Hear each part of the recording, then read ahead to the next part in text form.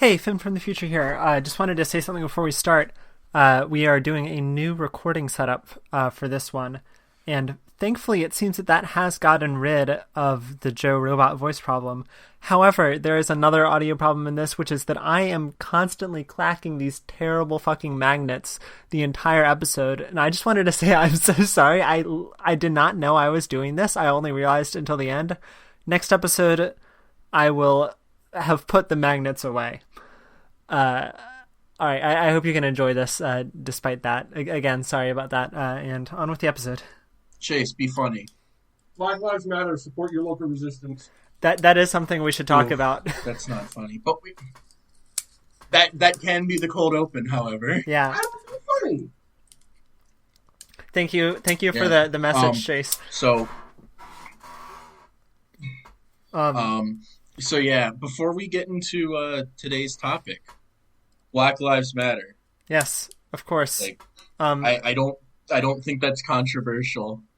Especially if you are white, do some work to educate yourself. For example, there's a workbook that my physics advisor of all people, or my physics research advisor recommended to me, called "Me and White Supremacy" by someone who I will look up. That is a monthly day by day workbook that challenges you to confront your biases and become educated. So I challenge all of you listeners to find some way to educate yourself, or to support Black Lives Matter, or just keep it in your mind at least. I don't know how much I could financially support, but I will shout out that there is a bundle for racial justice and equality, I think. Mm-hmm. That you only have to spend $5 to get it, and it is over 1,000 games now. It's yeah, and all of that money, I think it's 700 something games. It helps out. They updated it recently. Oh, they did? A lot more games, so I don't know where it stands. But it's yeah. over $3,000 worth Celeste of games. is in it now. Yeah. Yeah, it's crazy. Anyway. Also, sorry, go ahead. Oh yeah, my last thing is I do this a lot where my entire family is from the deep south and has not been exposed to as much stuff just in the world as I have been. So I have been educating my family, and that's a legitimate thing that you can do to help the Black Lives Matter movement. Yes. It may seem small, but it really does help. And I've looked up the author of this book. It is Layla F. Saad, and the book again is called Me and White... Sorry if my chair is incredibly squeaky, I just noticed that. I'll try not to squeak it. The book is called Me and White Supremacy, Combat Racism, Change the World, and Become a Good Ancestor. And you can get it as an audiobook or as a Kindle download for $3 or something. But I mean, Holy of course... shit, that's cheap. No one has to follow any particular guide. There's no exact right way to do this. Just be conscious of your own education and think about ways you can help is the moral.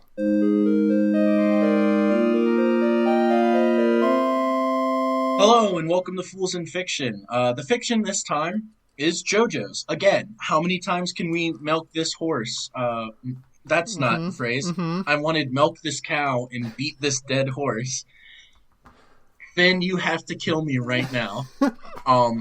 But Finn has been binging part 5. That is, yes. The anime. When did you finish?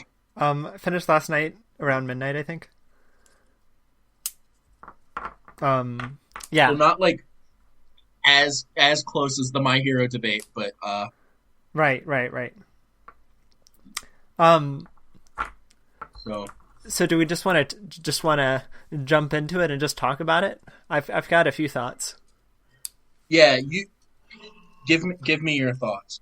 My thoughts are if it's so something I've been thinking about recently, just based on watching videos, is I might have talked about this on the podcast already. I don't remember the idea that just going right into the idea of quality is often not super useful and kind of obscures more interesting conversations.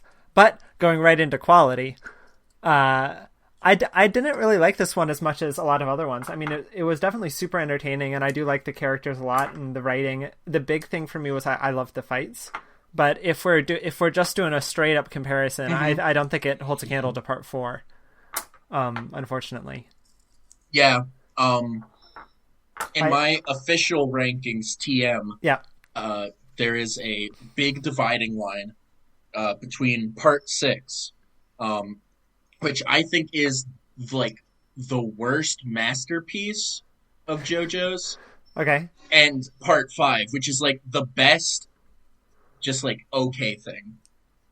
Yeah, that makes a lot of sense to me. Because I did, just to be clear, I really loved it. Like, I really had a whole lot of fun.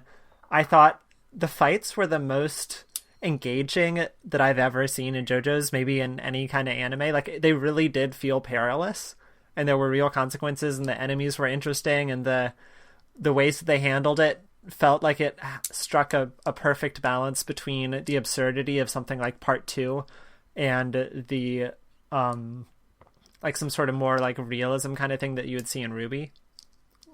That I don't think made any sense what I just said. But what I'm trying to say is between like fantastical, like, oh, little did you know that I can actually punch super fast, versus I don't know. I can't think of an example. Yeah, my point with all that is that I like agree the fights. that the fights are really. I loved those final like 4-ish fights with the helicopter bit. That was my favorite. Everything leading up to the Colosseum was like the largest of brain plays. That whole bit with Bucciarati inside the ground swimming was super cool.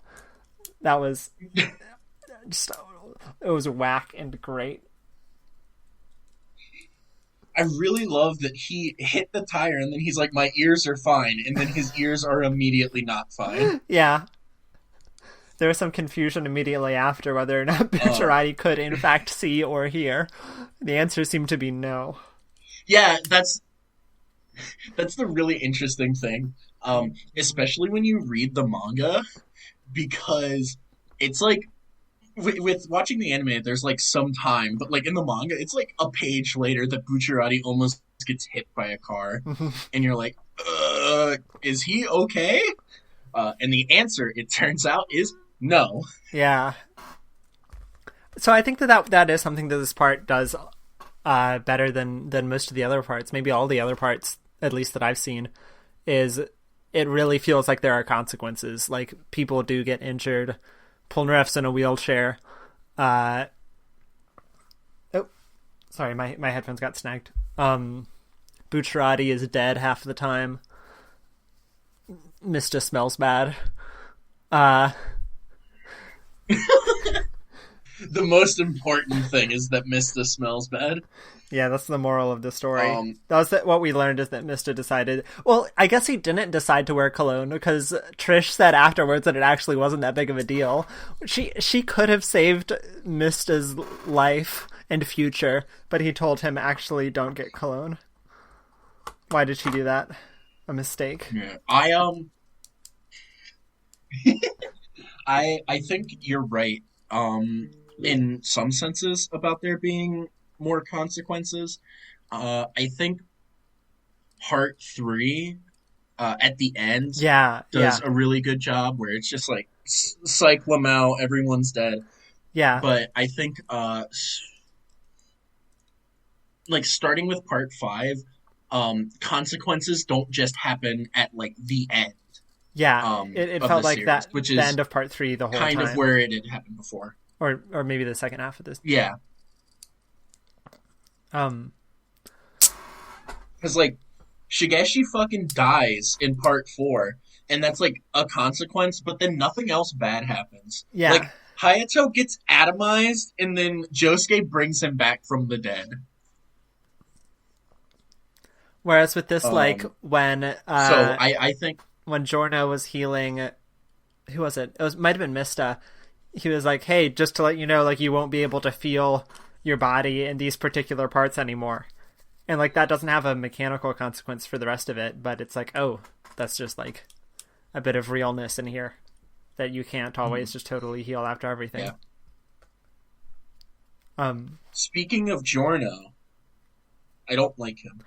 I don't love him. The big bad taste in my mouth from Giorno isn't the fact that, well, it's part of it is that I feel like his character is just like, I'm so smart and I inspire people, which is fine. To me, the thing that really stood out is maybe this isn't a reflection of his character, but if stands are supposed to be a reflection of your soul, it's what Gold Experience Requiem's ability is to send people to hell forever. I think that's kind of brutal. So it's kind of brutal.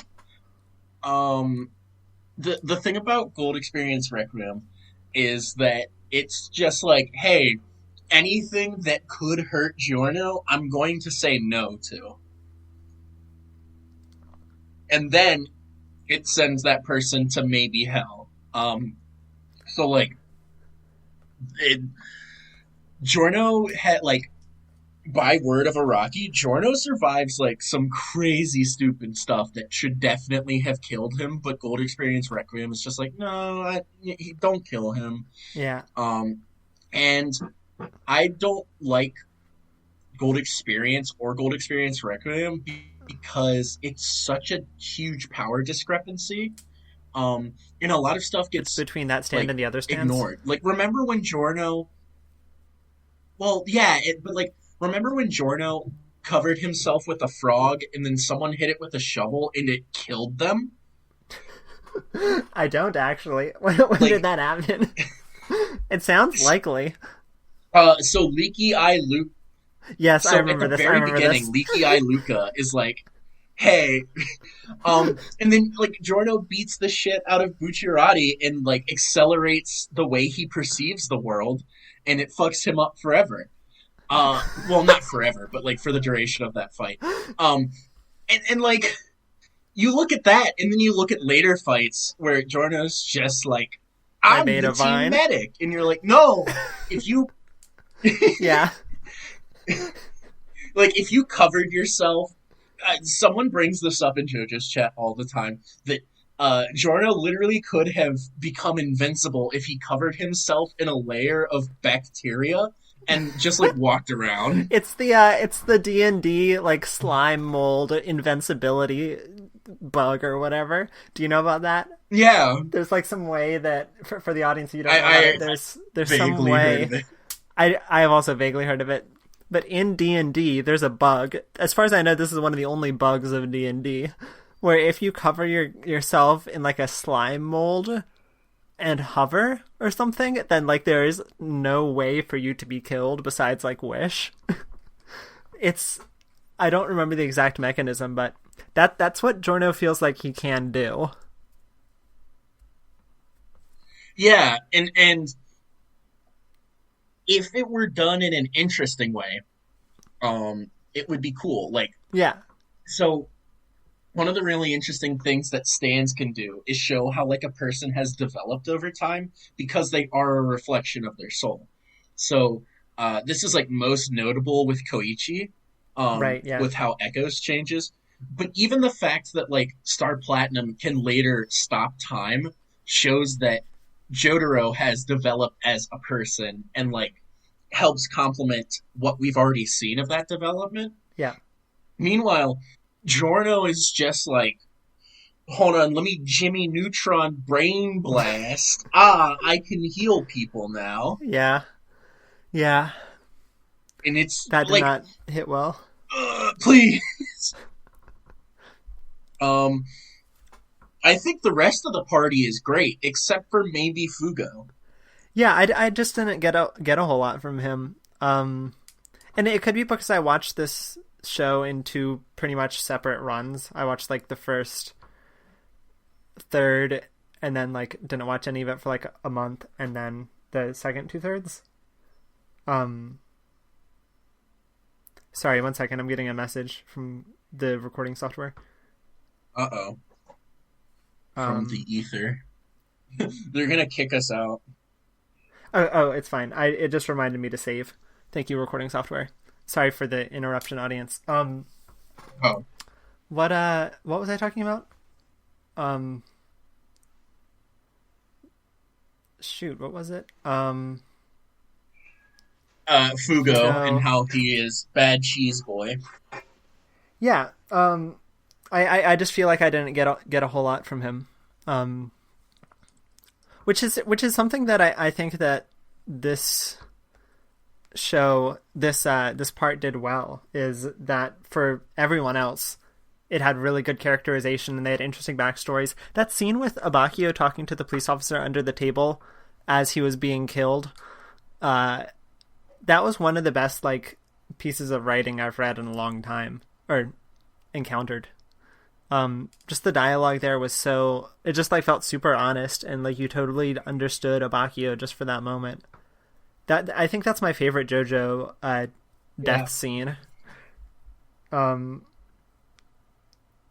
Yeah, I can't in words explain what made that scene so powerful.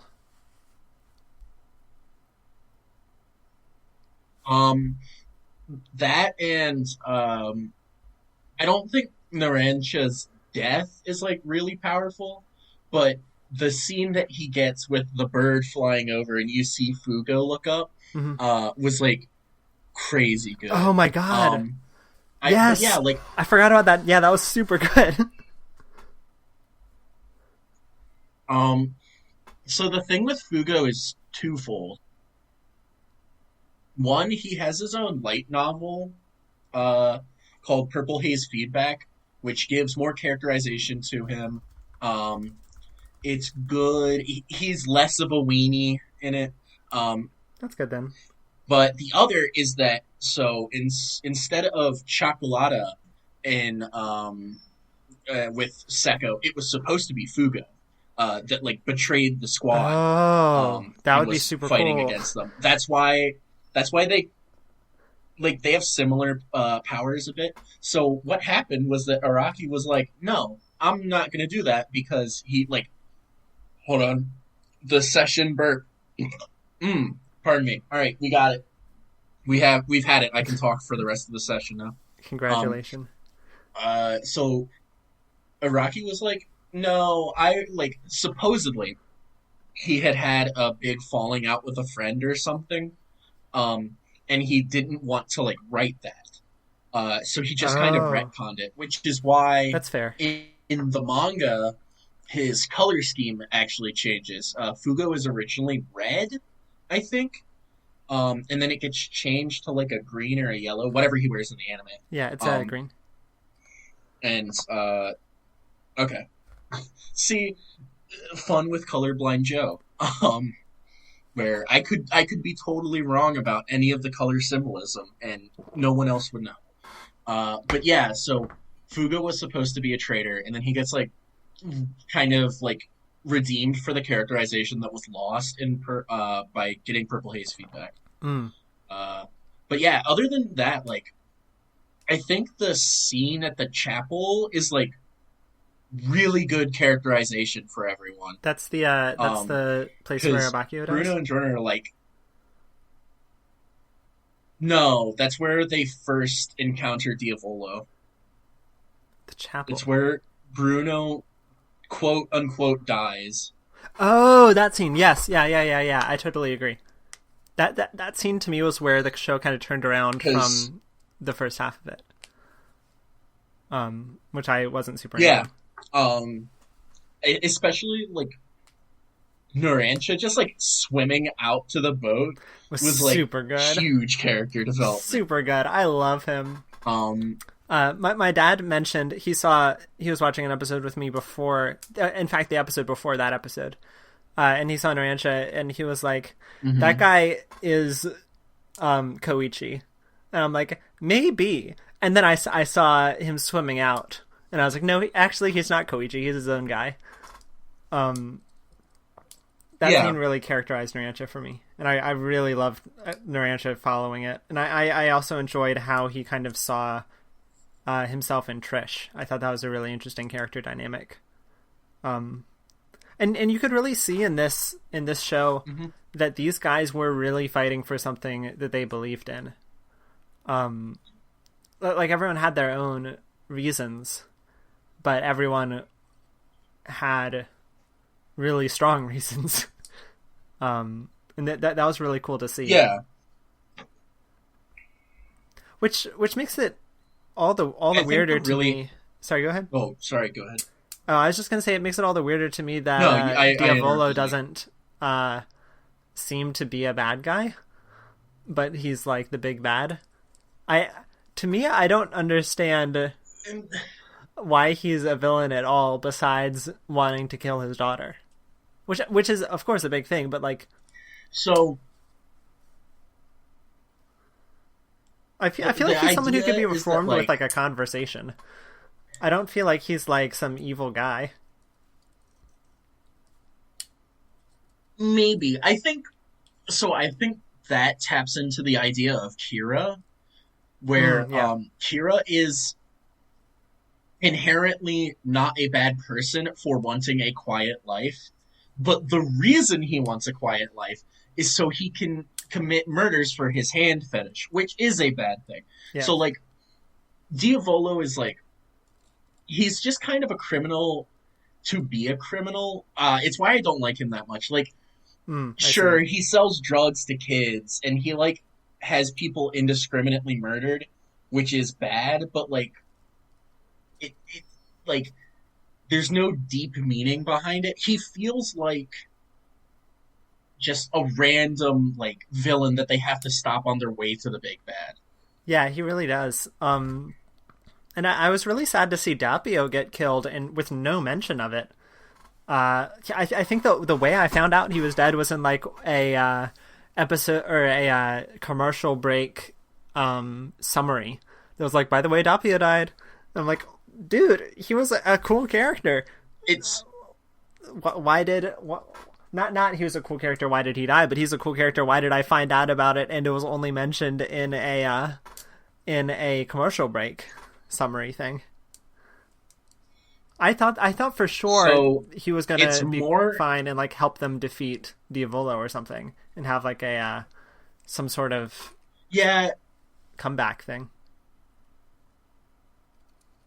It's more explicit in the manga that he's dead.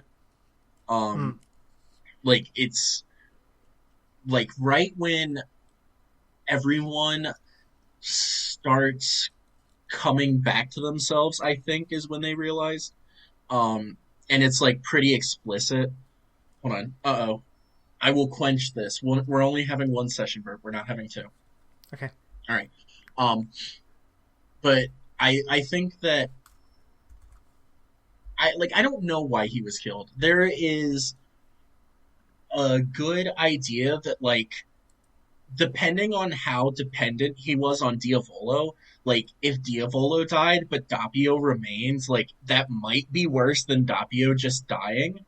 I don't know. But explain that to me. There's just some funky stuff.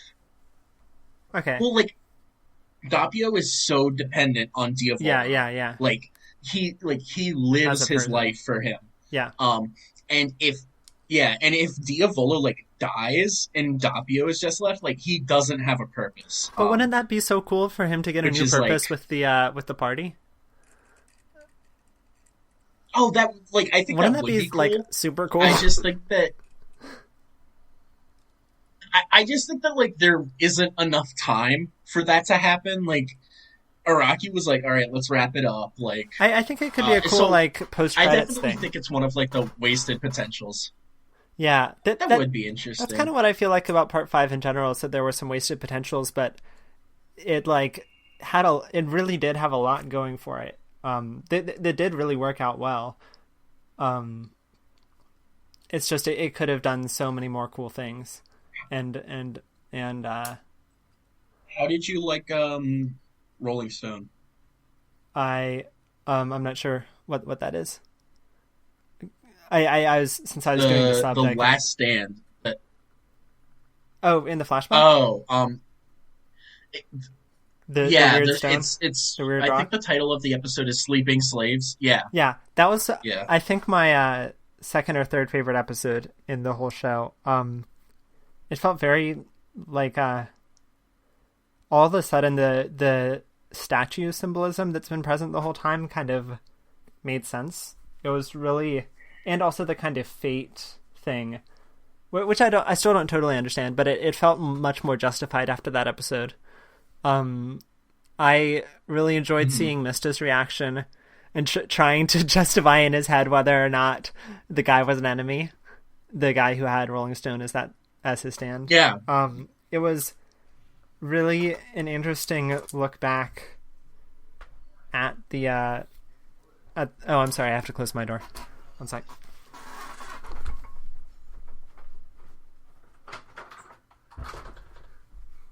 It was an interesting look back at the party and how they've developed, and like, to me it's always really cool to end with a flashback. And this is something that something like the Melancholy of Haruhi Suzumiya can do really well because of its form. But it was unexpected to see it in such an otherwise linear show. And I just really enjoyed it. I think the battle itself with Rolling Stone was kind of silly. I don't think that needed to happen. But I liked the stand, and I liked how people reacted to it, and that kind of sense of terror that Mista was feeling really resonated well with like the fear of death, that I think is kind of what this whole last like fourth or so of the show is about. You know that I was looking up the word requiem. It's like according to my single Google, it's the music that they play at services for dead people, right?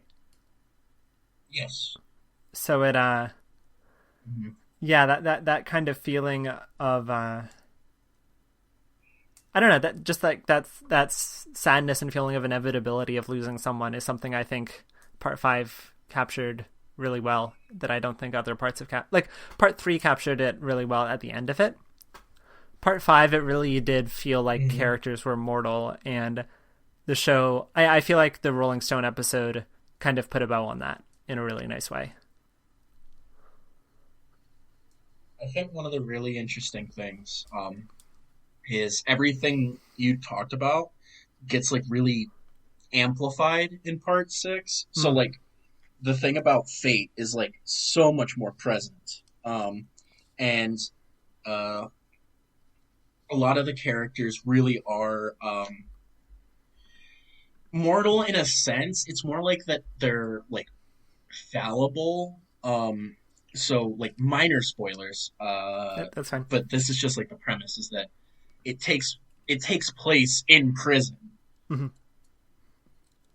So everyone there is like either a bad person, a person that has done a bad thing and now regrets it, or a person that like got framed or got misinterpreted, but is still like the victim of bad chance, that like no one in that prison has things going their way because they're in prison. Right.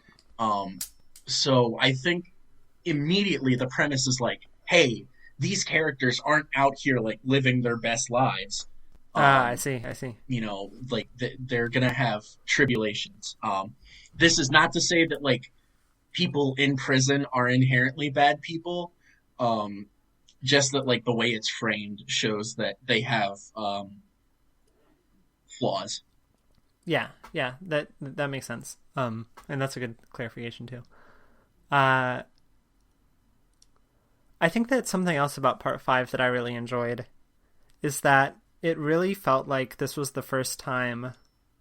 No, I think I felt this in part 4 as well, but I felt it especially in part 5, that Araki really was rooting for his characters and really enjoyed them. Even people like Fugo,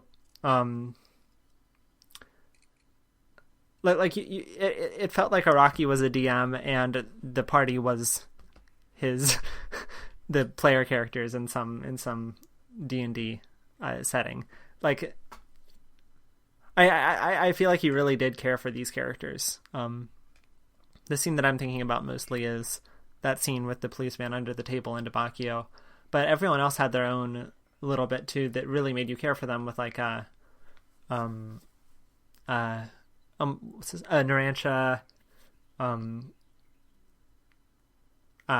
what was I saying? Narantia realizing Swimming. that, the Narantia swimming, Narantia realizing his kind of connection to Trish. Trish's like coming into her own as someone with agency, which I thought did really well. Rocky did really well in making it not like, oh, I'm so vulnerable and weak, but oh, now I have a stand and I'm strong, but being like, this whole time I've had power and it is mine to use, and like this very kind of 1986 Labyrinth, you have no power over me message, and seeing I that really like. Trish like come into that slowly and be a continuous kind of character rather than just like having this immediate character growth that you could expect happening was really cool and really nuanced. And I felt like Araki kind of did that with most of the characters in this, especially Bucciarati. I mean, he was cool to start with, but he just like, you realize more and more as you're going through this show, Bucciarati is like the biggest badass yet, and he doesn't feel like some sort of like super like the biggest macho man, infallible, like some sort of, I don't know, Jonathan Joestar, big guy. He like, he's of course got his flaws. He doesn't relate super well to people all the time, but he feels a lot like this is a reference I don't think you're going to get, but he feels like a William Adama from Battlestar Galactica. So anyway, my point with all that is I felt like the character writing was just pretty spot on in part 5 for the most part, which came across and made us Especially sympathetic. with Trish. I think the big thing is Spice Girl saying to her, "I have always been with you." Yeah, Is like a really good touch, because that's kind of been a theme. So like, Araki has stated that if you were to go back in time to Battle Tendency and look at young Joseph, you would see Hermit Purple all over him. He just like hadn't activated it yet, and he didn't know. mm-hmm. And so I think this idea of having this power, but also like having like the fact that a stand is someone's soul is like very symbolic for that. Yeah, And so I think that it's always like, oh, this person is always with you, because they are you, is a very interesting concept that's done really well with Trish specifically. absolutely. It was super cool to kind of be reintroduced to the concept of stands in general with Trish, which is a lot better introduction, I think, than what we got with JoJo, which is there is a demon in here. I'm going to shoot myself. Yeah, I feel like Araki just kind of like in this part has really kind of cemented the world finally, but also maintained the wackiness through these just incredibly creative fights, especially the kind of double fights that were in this part. I thought were really cool. So yeah, the way I see part 5 as a whole is that I don't think it was as solid as something like part 4. I don't think it was even as solid as something like part 3, but it there were a lot of really good bits in it that add to the entirety of JoJo's really well. So I think it's definitely worthy, if that's a way of classifying it. Is that how you think about it too, or is there The another? most important thing about yes and no. I think it's better than part 3, but that's because I've also had a lot more time to like reflect on part 5 and part 3. Yeah, I could totally Um, imagine changing my mind I on that think too. that I think the biggest strength this has over something like part three is that it feels a bit more cohesive. Mm-hmm. That part three has these like two very distinct parts of going to Egypt and being in Egypt. Yes. Whereas, You either well, in part Egypt five or is you're like not. going around Italy. Yeah. Um, but like part five is always in this pursuit of this one goal, and every step like very predictably leads to the next. Yeah. Um, Well, and at I least think once they it's like, decided that the boss was the bad guy. Up until then, I oh didn't. yeah, that's true. But I mean, it certainly Um, didn't feel aimless. yeah. Um, I also got to say, the best part of part five is Jean Pierre Polnareff. He's back, Yeah, baby. he was super cool. Um, I'm glad he's not dead. like that's like I don't think it would be controversial for me to say that Polnareff is most people's favorite character from part three. Yeah, I thought you were gonna say part five, Like and I was I gonna think agree that's with you. also true. But like with Jotaro and Joseph, you get to see what they're doing in part four, and Jotaro, you also get to see what he's doing in part six. Uh, but the fact that he was like, "We're bringing everyone back," Polnareff's getting a spot, Yeah, was very cool, and I also I really liked the way he had developed, um, because and you see this at the end of part three, but Polnareff goes from like this very like womanizing kind of stereotypical Frenchman, um, to this like man that's very attached to his friends and would do anything for them and has like a real sense of purpose. hmm Uh, and with part five, he has a different purpose in guarding the arrow, but like what Chariot Requiem does just shows how devoted he is. yeah. It feels like to me in general, Araki. The way Araki writes characters is he kind of has an idea, and then as the story gets going, he kind of realizes what the character is trying to do more. And by that point, like, I don't know where the sentence was going, but it mirrors the like it almost coincidentally works out well that I think that looks like character development. Um, so I think it all works out, but I'm not entirely sure that Araki like secretly had everyone's characters totally nailed down by the beginning of every part. I think that the sense that I get, I guess just reiterating, is that Araki kind of learns who the characters are over the course of the part. And that kind of gets reflected in what looks like character development. And I guess what is character development through Death of the Author. I think that's true. I think a bit of part six and definitely part seven is not. It's really Araki letting a character grow into their own, Mm, like intentionally. Whereas parts one through five, like Araki has this idea, and as he's writing, he kind of like fleshes it out. realizes what that character will grow into, Yeah. um, and like goes that way.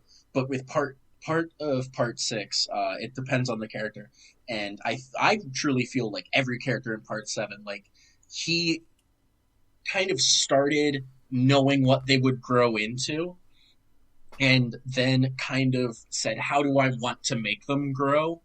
And then starts with a character that can grow. That's super cool. I'm really looking forward to consuming that media when it comes out.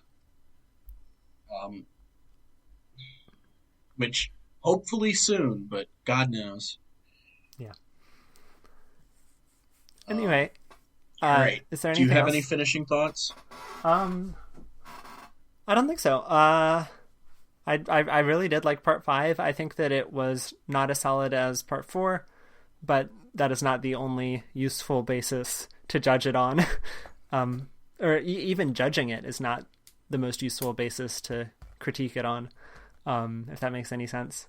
Yeah, I really liked it. I loved the double battles. The music was good.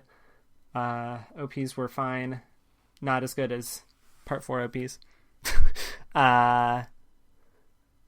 Really, what is? Yeah. I thought that it developed the world super well. Polnareff is cool. I like the turtle. Those are my closing thoughts.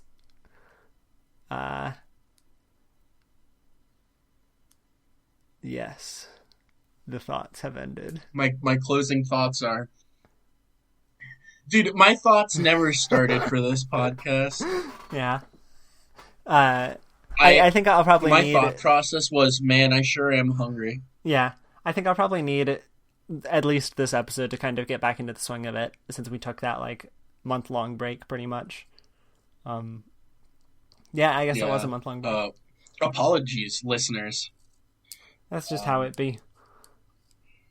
But yeah, I'm looking forward to... I am currently in my first summer class.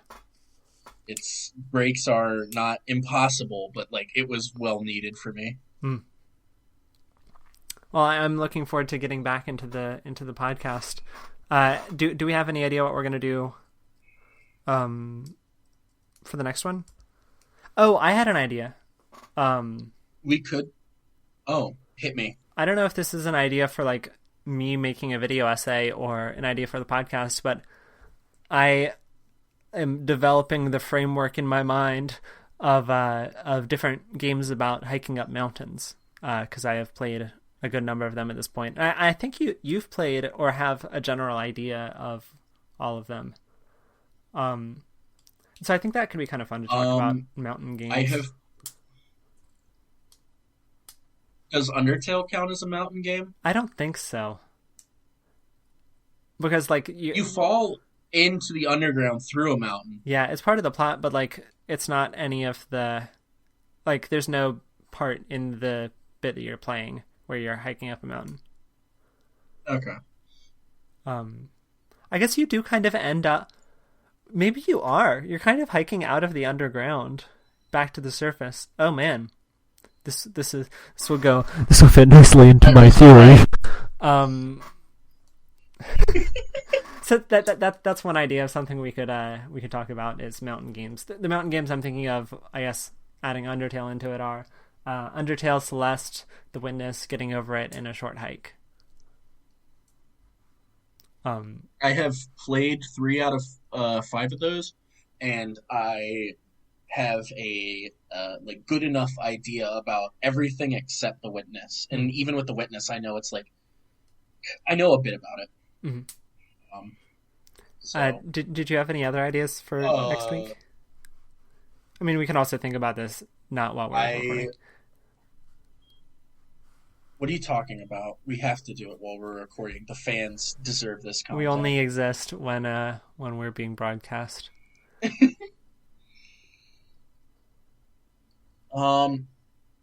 I think because I just got done rewatching Evangelion. Oh. If you watched End of Evangelion, we could talk about that. Good ideas. I have been meaning to find an excuse to watch that. Prank, this summer podcast is just Joe has watched all these things and is forcing Finn to watch them. I'd be fine with that. As long as at some point we get to talk about whatever mountain game theory or whatever I have. Oh, definitely. I would love to talk about that. I think for that, it depending on like how much the framework gets developed, that could definitely be the next one. But if not the next one, the one after. Mm-hmm. All right. I think that's about it.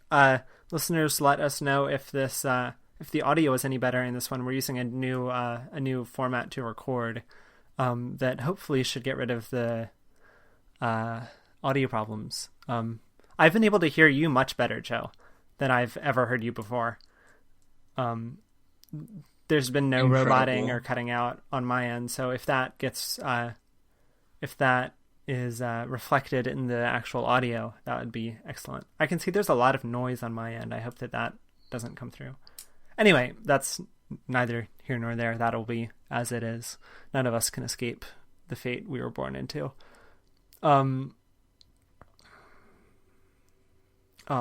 Did it work? Did I reference the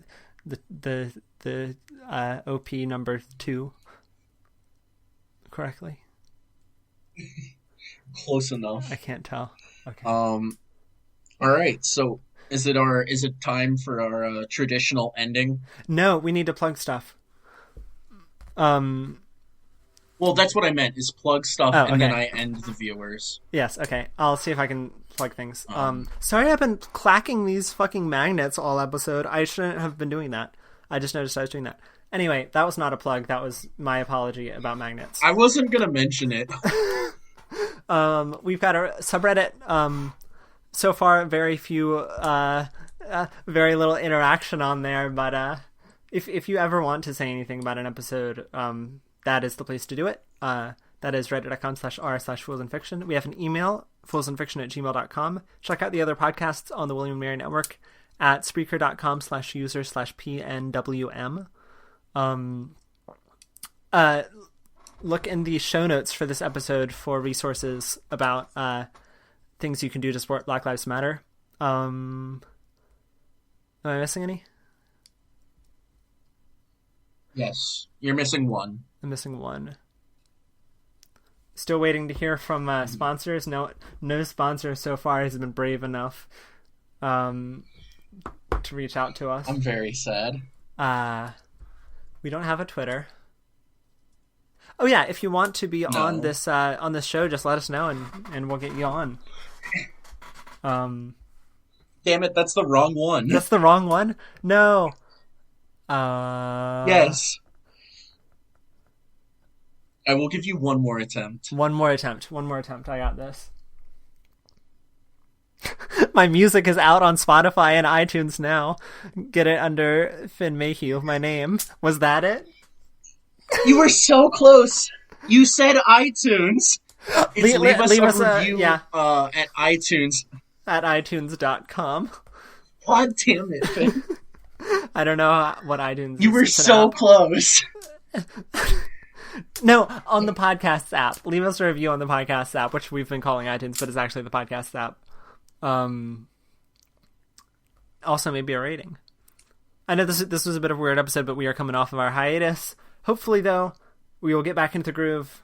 I mean, I enjoyed this episode, and hopefully the audio problems have been fixed with this new system, which is a system for podcasting called cleanfeed.net, if you're looking to get into podcasting.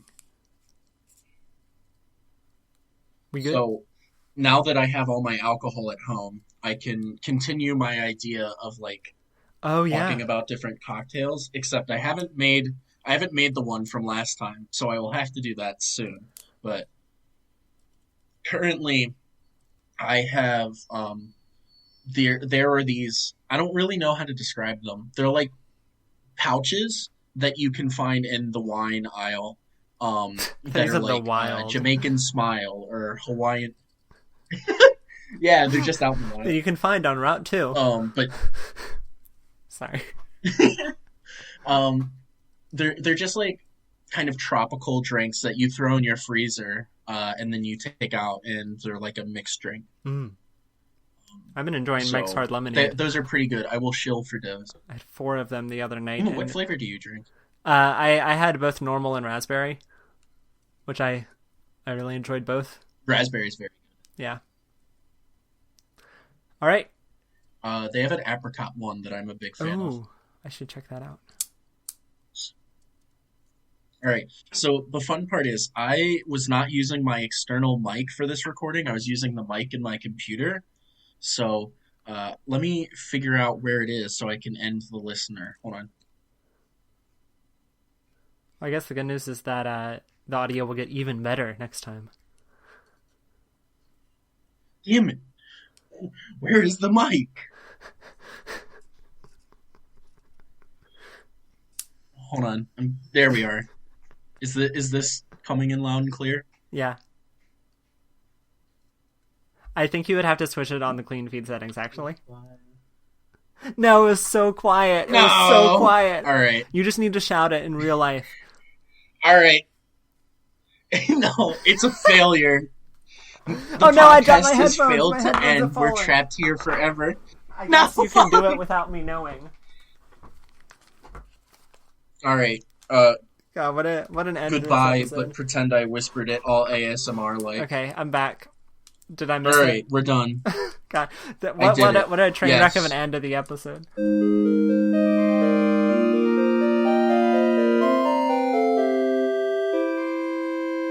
Please, for the love of God, turn the podcast off.